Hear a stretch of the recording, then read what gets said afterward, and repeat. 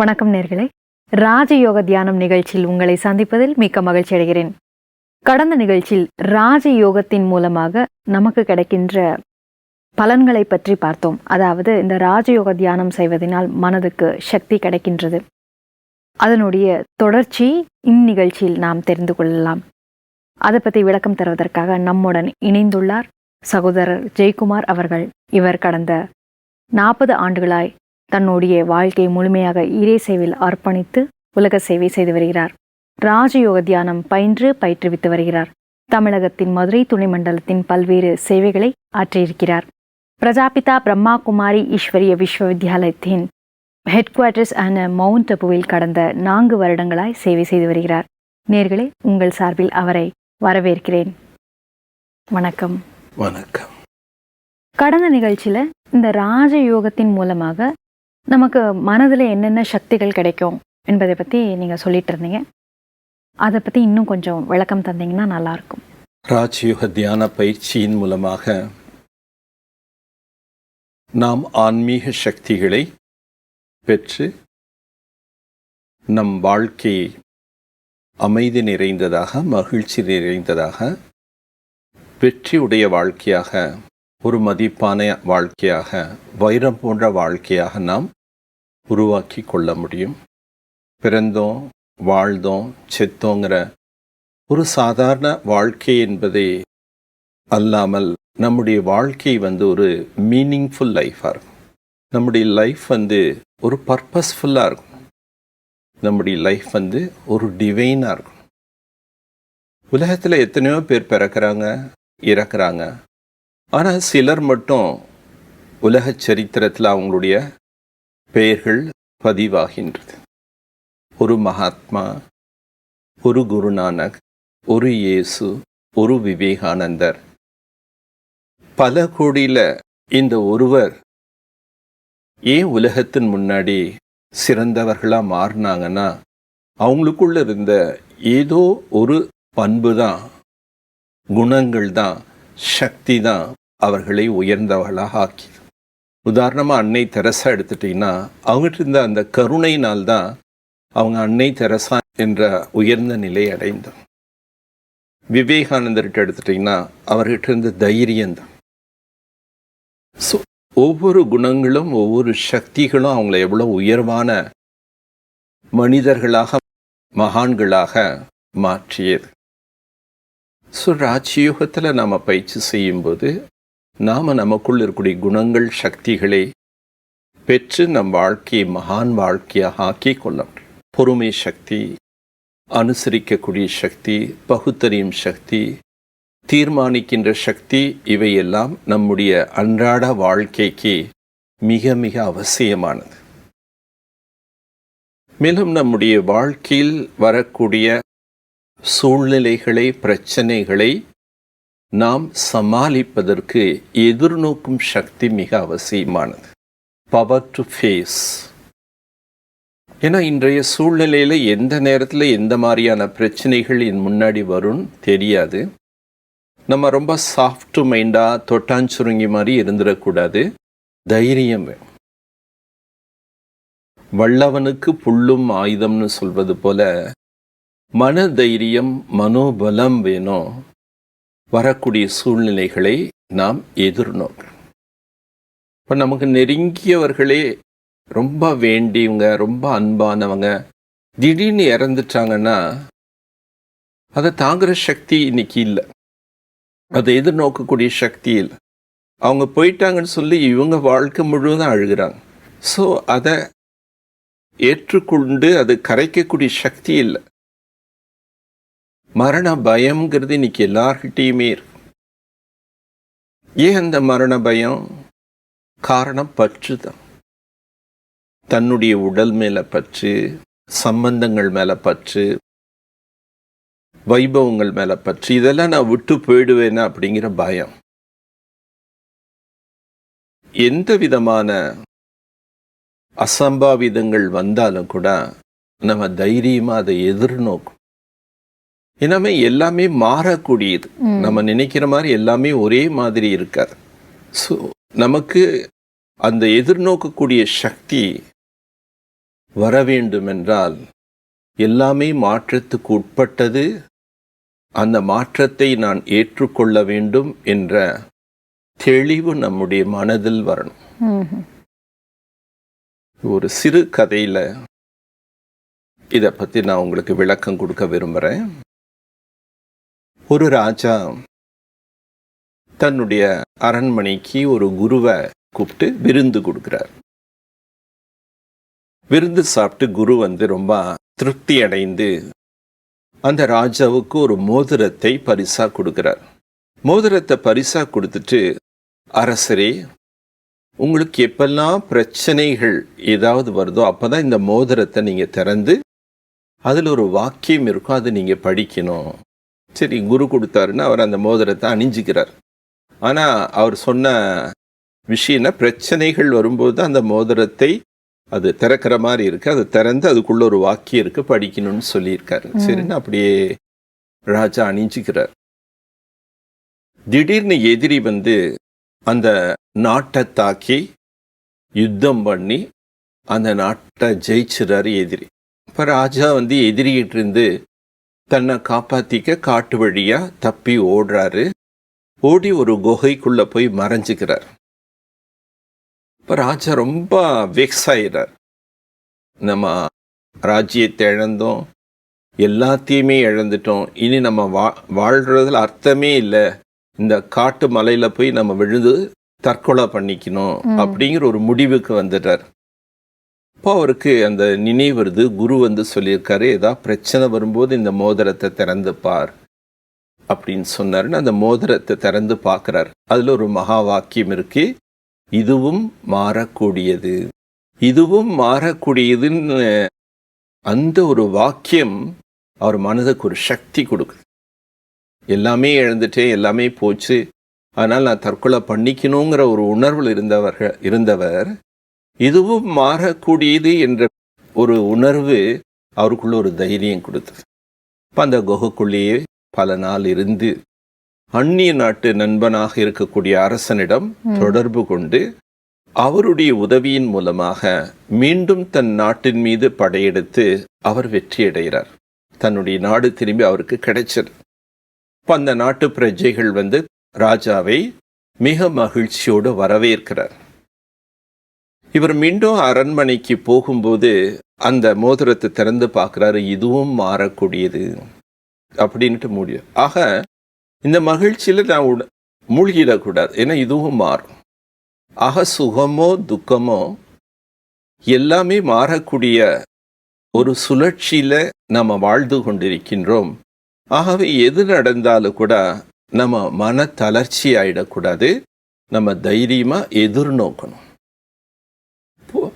ஸ்பிரிச்சுவாலிட்டியினுடைய understanding இருந்தாதான், கர்மத்தினுடைய விளைவுகளை நம்ம புரிஞ்சுட்டாதான், இறைவனுடைய துணையினுடைய அனுபவம் இருந்தாதான், அவருடைய உதவியை நாம் அடையும் போதுதான் நம்ம பிரச்சனையில கடந்து செல்ல முடியும், எதிர்நோக்க முடியும்.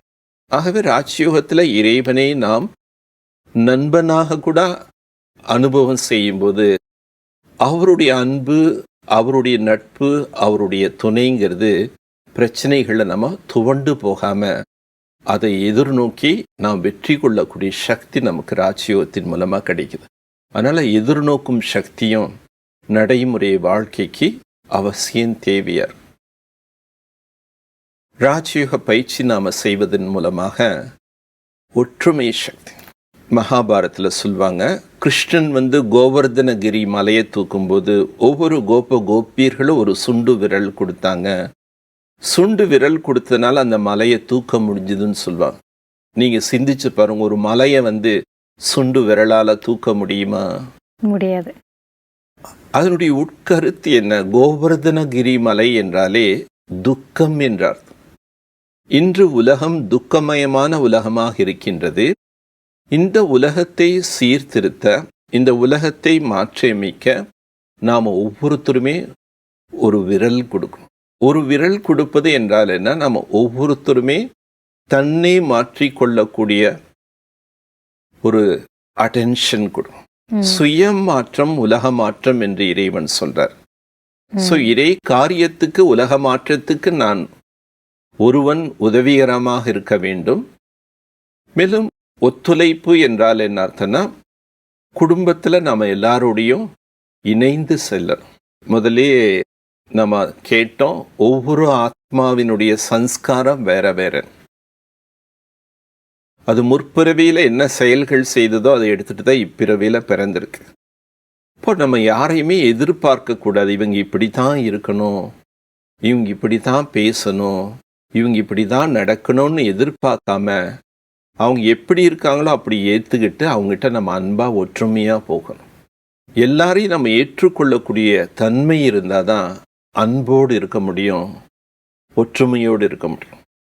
ஆக ஒற்றுமை சக்தி, வேற்றுமையில் ஒற்றுமையோடு நாம் வாழ்வதற்கு ஆத்ம ஞானம் வேணும். இவர்களும் ஒரு ஆத்மா, நானும் ஒரு ஆத்மா. ஒவ்வொரு ஆத்மாவும் அவங்களுடைய நாடகத்தின் பங்கை சிறப்பாக நடிச்சிட்றாங்க. எல்லாருமே ஒரே மாதிரி ஒரு நாடகத்தில் நடித்தா அதை பார்க்க போர் அடிக்கும். ஒவ்வொருத்தரும் வெரைட்டி கேரக்டரோட நடித்தாதான் அதை பார்க்க ரசிப்பாங்க. அதனால் ஒவ்வொருத்தருடைய கேரக்டர் வெரைட்டி தான். ஸோ வெரைட்டியில் நான் ஒரு யூனிட்டியாக இருக்கிறதுக்கு ஆத்ம ஞானம் ரொம்ப நமக்கு முக்கியமானது. நான் ஆத்மா என்ற பயிற்சி நம்ம செய்யணும். மற்றவர்களே ஆன்மீக பார்வையோடு, இவங்க இந்துக்கள், இவங்க முஸ்லீம், இவங்க கிறிஸ்துவர்கள், இவங்க உயர்ந்தவங்க, இவங்க தாழ்ந்தவங்க, இவங்க பிடிச்சவங்க, எனக்கு பிடிக்காதவங்க அப்படின்னு அனைத்து பேதங்களும் தேகம் என்ற கண்ணோட்டத்தில் பார்க்கும்போது பேதங்கள் ஏற்படும். பேதங்கள் இருந்ததுன்னா நாம் ஒற்றுமையாக இருக்க முடியாது. வேற்றுமையில் ஒற்றுமையாக இருக்கணும்னா அதுக்கு எளிதான வழி, நாம் அனைவரும் ஆத்மாக்கள், நாம் அனைவரும் இறைவனுடைய குழந்தைகள், நாம் அனைவரும் ஒரு குடும்பத்தை சேர்ந்தவர். இறைவன் ஒருவர், உலகம் ஒரு குடும்பம். இதை ராஜ்யத்தில் முக்கியமாக சொல்லி கொடுக்குறார்.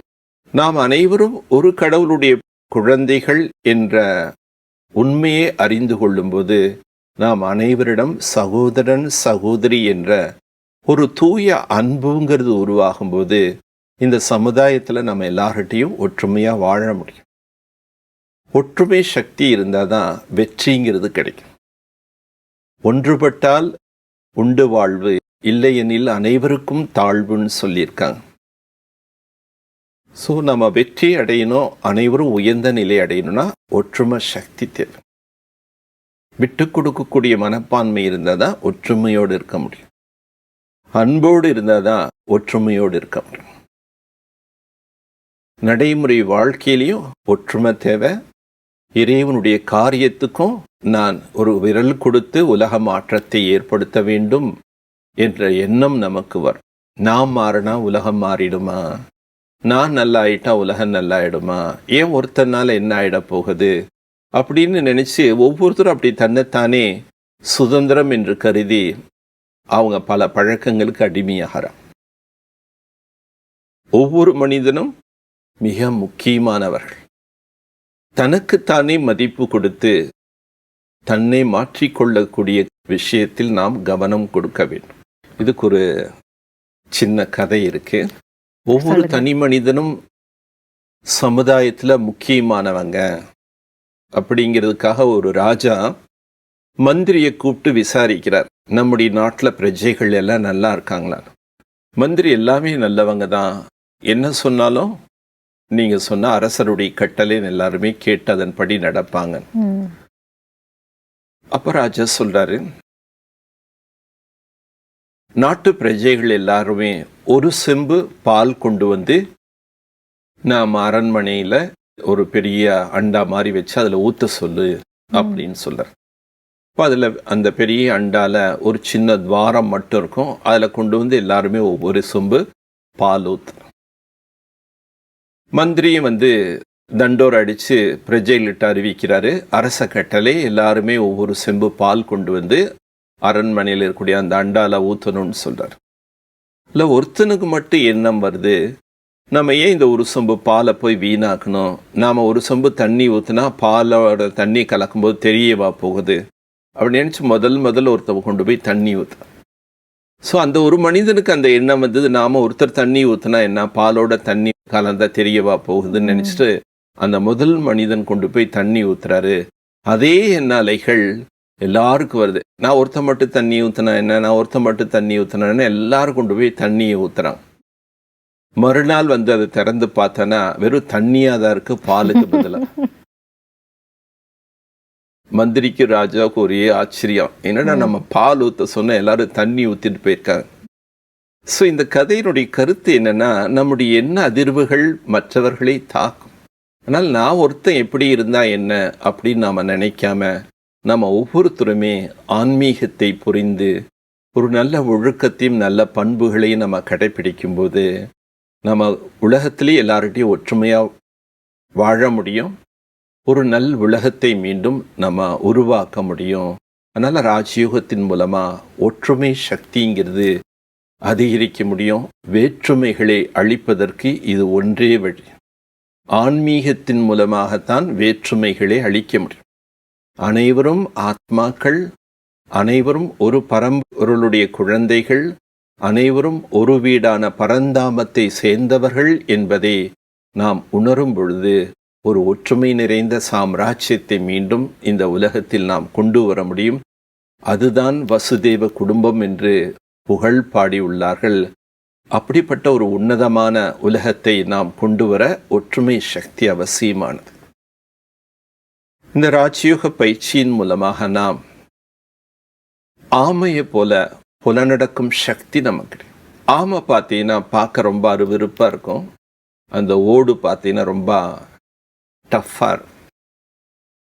ஆனால் அதே நேரத்தில் அதனுடைய ஸ்பெஷாலிட்டி என்னன்னு பார்த்தீங்கன்னா, அது ஐம்புலன்களையும் தேவையான நேரத்தில் மட்டும் வெளியெடுக்கும், மற்ற நேரத்தில் அது ஓட்டுக்குள்ளே இழுத்துக்குது.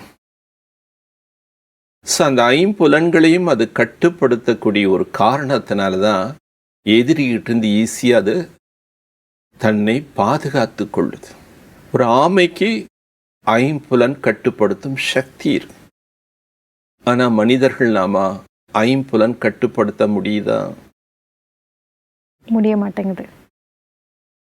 என்னுடைய கண்ணை என்னால் கட்டுப்படுத்த முடியல, என்னுடைய வாயை என்னால் கட்டுப்படுத்த முடியல. பேசக்கூடாதுன்னு நினைக்கிறேன், ஆனால் பேசிட்டேன் சொல்கிறோம். டங் ஸ்லிப் பண்ணுறோம். என் வாயை கட்டுப்படுத்தவே முடியல. இது சாப்பிடக்கூடாதுன்னு தெரியும், ஆனால் என்ன பண்ணுறது, சாப்பிடணும்னு ஆசை, அப்படின்னு நிறையா சாப்பிட்றாங்க. அப்புறம் வியாதிகள் வந்துடுது. பேசக்கூடாதுன்னு தெரியும், பேசிடுறாங்க, அதனால பெரிய சண்டைகள் வந்துடுது. அதனால நம்ம கட்டுப்படுத்தும் சக்தி, ஐம்புலன்களை நாம் கட்டுப்படுத்த வேண்டும். ஐம்புலன்கள் மீது நம்முடைய ஆதிக்கம் இருக்க வேண்டும். ஸோ ஆமையை போல நம்ம புலனடக்கும் சக்தி நாம் அடைய வேண்டும் என்றால் நம் ஆன்மீக சக்தியை அதிகரித்து கொள்ள வேண்டும். ஆத்மா பலகீனமாக இருக்கிறதுனால்தான் அது புலன்கள் போகின்ற திசையில மனசு போகுது. ஆத்மா சக்திசாலியாக ஆகும்போது ஐம்புலன்களுக்கும் நாம் அதிகாரியாக ஆகும். இல்லைன்னா இந்த புலன்களுடைய அடிமையாக ஆகும்போது பல தீய பழக்கங்களுக்கு அடிமையாகி வாழ்க்கை வீணானதாக ஆக்கிக் கொள்கிறோம். வாழ்க்கை முழுவதுமே துக்கம், அமைதி இல்லாத தன்மை, மனப்போராட்டங்கள், குழப்பங்கள் தான் இருக்கு. ஏன்னா தன்னை கட்டுப்படுத்த தெரியாத. யார் தன்னை கட்டுப்படுத்துகின்றார்களோ அவர்கள்தான் உலகத்தை ஆட்சி செய்ய முடியும் என்று கூறுவார்கள். தன்னை ஆட்சி செய்தால் உலகத்தை ஆள முடியும் சொல்வாங்க. அதனால புலனடக்கும் சக்தி நம்முடைய ஒரு பண்பு நிறைந்த வாழ்க்கை. புலனடக்கும் சக்தி நமக்கு மிக அவசியமானது. அப்பதான் நம்ம பண்புகள் நிறைந்த வாழ்க்கை அமைத்து கொள்ள முடியும். ராஜயோகத்தை நம்ம டெய்லி ப்ராக்டிஸ் பண்ணும்போது ஐம்புலன்கள் நம்முடைய கட்டுப்பாட்டுக்குள்ள வந்து ராஜயோக பயிற்சியின் மூலமாக நாம் தயாராகும் சக்தி. எப்படி ஒரு ஊருக்கு போனால் பெட்டி படுக்கையெல்லாம் நம்ம தயார் பண்ணுறோம் இல்லையா? ஃபாரின் கண்ட்ரிஸ் போகணுன்னா பாருங்கள், அதுக்கு முன்னாடி விசா எல்லாம் எடுக்கிறோம், என்னென்ன வேணுமோ தயார் பண்ணுறோம். இதே மாதிரி வாழ்க்கைங்கிறது ஒரு பயணம். இந்த பயணம் முடிவதற்கு முன்னாடி அடுத்த பயணத்துக்கு நம்ம தயாராகும். ஏன்னா இறப்புங்கிறது முடிவு கிடையாது. இறப்பு மீன்ஸ் மீண்டும் பிறப்பு, எண்டு தான் திரும்பி பிகினிங். ஸோ நான் அடுத்த பிறவிக்கு நான் தயாராகணும்னா இந்த பிறவியில் எனக்குள்ள புண்ணிய கர்மங்களையும் நல்ல குணங்களையும் சக்திகளையும் நான் எனக்குள் சேமித்து வச்சுக்கணும். எப்போ நம்ம நமக்குள்ள நல்ல குணங்கள் சக்திகளை நாம் சேமித்து கொள்கின்றோமோ ஆத்மா அதை எடுத்துட்டு அடுத்த பிறவிக்கு போகுது, உயர்ந்த பிறப்பு நம்ம அடைய முடியும். நாம் இந்த உலகத்தில் இருக்கக்கூடிய எந்த ஒரு வைபவங்கள் சொத்துக்கள் எடுத்துட்டு போக முடியாது. ஆத்மால சேமிக்கின்ற சேமிப்பு தான் நம் கூட வரக்கூடியது. அதன் காரணத்தினால நாம் சற்று கவனம் ஆத்மாவின் பக்கமும் திருப்பணும். இன்னைக்கு 24 மணி நேரம் நம்ம உடல் சார்ந்த காரியத்தின் மேலே தான் நம்முடைய கவனம் இருக்கு. ஆத்மால நான் எதை சேமிக்கணும், ஆத்மால கூட என்ன வரப்போகுதுங்கிற ஒரு கவனமே இல்லை. அப்படி இருக்குமா நான் இறந்துட்டா சொர்க்கத்துக்கு எப்படி போக முடியும்? எல்லாரும் நான் இறந்துட்டேன்னா சொர்க்கம் போகணும்னு விரும்புகிறாங்க. ஆமாம். ஒரு நாள் பகவான் கேட்டாராம், யாரெல்லாம் சொர்க்கத்துக்கு வரணும், ஒரே ஒரு சீட்டு தான் காலின்னு. ஆனால் எல்லாரும் வரணும்னு ஆசைப்பட்டாங்க. ஆனால் ஒரு சீட்டு தான் காலி இருக்குன்னு சொன்னாராம். சரி, அந்த ஒரு சீட்டு காலியாக இருக்க வாங்கன்னு சொன்னாலும் இப்போ எப்படி வர முடியும்? மனிதன் இதையும் விட முடியல, அதையும் விட முடியல. ஆக நம்ம சொர்க்கத்துக்கு போகணும் அப்படின்னா இருக்கும்போதே நாம் மனதை விடுவித்த நிலையில் இருந்து வாழ்க்கை அமைச்சுக்கணும். நம்ம தியானம் பண்ணி நமக்குள்ள சக்திகள் குணங்களை சேமிச்சுக்கணும். நடைமுறை வாழ்க்கையில் புண்ணிய செயல்கள் நல்ல செயல்கள் செய்து அதை நம்ம சேமிச்சுக்கணும். இந்த சேமிப்பு தான் ஒரு அழியாத சொத்து. எந்த அளவுக்கு இந்த அழியாத சொத்து நமக்குள்ள சேமிக்கின்றோமோ ஆத்மா இந்த உடலை விட்டு பிரியும் போது சந்தோஷமா போகும். ஆகவே தன்னுடைய ஆத்மாவை தயார் செய்யும் சக்தி ராஜயோகத்தின் மூலமா பொறுமை சக்தி, அனுசரிக்கும் சக்தி, பகுத்தறியும் சக்தி, தீர்மானிக்கின்ற சக்தி, எதிர்நோக்கும் சக்தி, ஒற்றுமை சக்தி, புலனடக்கும் சக்தி, தயாராகின்ற சக்தி, அஷ்ட சக்திகளுடைய நினைவாக தான் தேவிகளுக்கு அஷ்டபுஜங்கள் காட்டுறாங்க. புஜங்கள் என்பது பலத்தை குறிக்கின்றது. உடல் பலத்தினால நாம உயர்ந்த வாழ்க்கையை பெற முடியாது. ஆத்ம பலம் வேணும். ஆத்ம பலத்தை தான் புஜங்களாக காட்டப்பட்டிருக்கின்றது. யார் ஆத்ம பலத்தை அதிகரித்துக் கொள்கிறார்களோ அவர்கள் அஷ்ட சக்தியின் மூலமாக மீண்டும் அவங்க தெய்வீகமான நிலையை அடைய முடியும். ரொம்ப அழகாக விளக்கம் தந்தீங்க. அதாவது இந்த ராஜயோக தியானத்தின் மூலமாக நமக்கு ஆத்மால முக்கியமான அஷ்ட சக்திகள் நாம் கிடைக்குது என்பதை பற்றி சொன்னதற்காகவும் இந்த நிகழ்ச்சியில் கலந்து கொண்டதற்காகவும் நன்றி. வணக்கம். வணக்கம். ஓம் சாந்தி. ஓம் சாந்தி. என்ன நேர்களே, இந்த ராஜயோக தியானம் எவ்வளவு சுலபமாக இருக்கிறது என்று தெரிந்து கொண்டோம். அதாவது நான் ஒரு அழியாத உயிர், இறைவனும் ஜோதிர் சொரூபமாக இருக்கின்றார். அவரை நான் நினைக்கும்போது எனக்குள்ள இருக்கக்கூடிய நல்ல குணங்களும் சக்திகளும் அதிகரித்து கொண்டிருக்கிறது. அதாவது நான் ஒரு தெய்வீ தேவதா போல் ஒரு உயர்ந்த நல்ல வாழ்க்கை நான் வாழ முடியும் என்று தெரிந்து கொண்டோம். நேர்களே, இந்த ராஜயோக தியானத்தை தொடர்ந்து பயிற்சியை செய்வதற்கு நீங்கள் பிரம்மா குமாரி பிரான்ச்சஸை அணுகலாம். நேர்களே, மீண்டும் அடுத்த நிகழ்ச்சியில் உங்களை சந்திக்கும் வரை நன்றி கூறி விடைபெறுகிறேன். நன்றி, வணக்கம்.